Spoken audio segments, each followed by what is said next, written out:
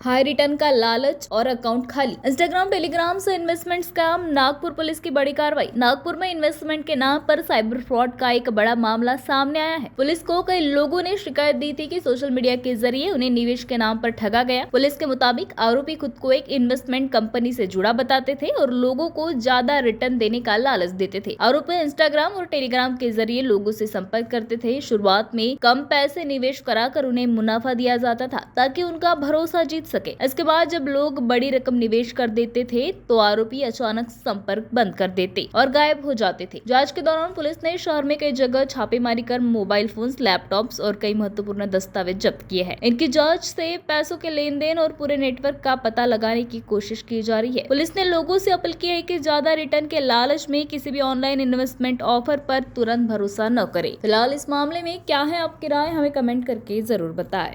7/8/2026 रोजी रात्रीच्या वेळेस रात्रगस्त कामे पोलीस स्टेशन पारडीचे हद्दीत आपले पोलीस स्टाफ पेट्रोलिंग करत होता। त्यामध्ये शैलेश कुंभलकर आणि योगेश बोरेकर, निखिल मोहिते असे पेट्रोलिंग करत असताना, तसेच रेकॉर्डरचे आरोपी चेक करत असताना त्यांना एका स्कूटरवर 3 व्यक्ती दिसून आले। त्यांनी संशयित असल्या त्यांचं वर्तणूक संशयित वाटल्यामुळे त्यांना थांबवून त्यांची आम्ही झडती घेतली असता त्यामध्ये त्यांच्याकडे 2 चाकू मिळून आले। या 3 पैकी एक विधी संघर्ष बालक आहे आणि 2 मोठे आरोपी आहेत। त्यामध्ये त्यांनी जे स्कूटर होते वापरले होते त्या स्कूटरची पाहणी केली, चेक केले असता ही स्कूटरसुद्धा त्यांच्याजवळ चोरीची होती आणि ही स्कूटर भांडेवाडी येथे दाखल असलेल्या गुन्ह्यामध्ये हवी होती त्यांना, तर ती स्कूटर पण यांच्याकडून जप्त करण्यात आली आहे आणि सध्या आरोपी आपल्या ताब्यात आहेत।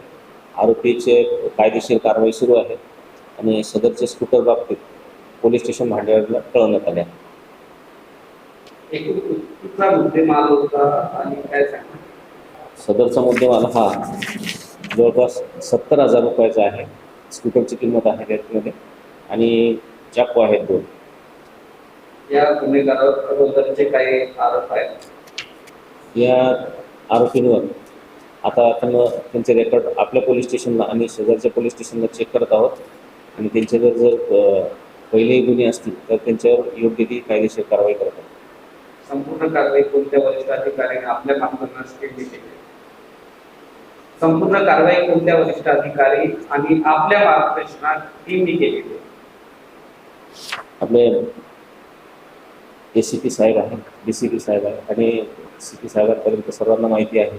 CP साहेबांचे स्पष्ट निर्देश आहेत की गुन्हेगारांवर कुठल्याही प्रकारची सूट मिळणार नाही। कोणीही गुन्हे केलेले इथे चालणार नाही।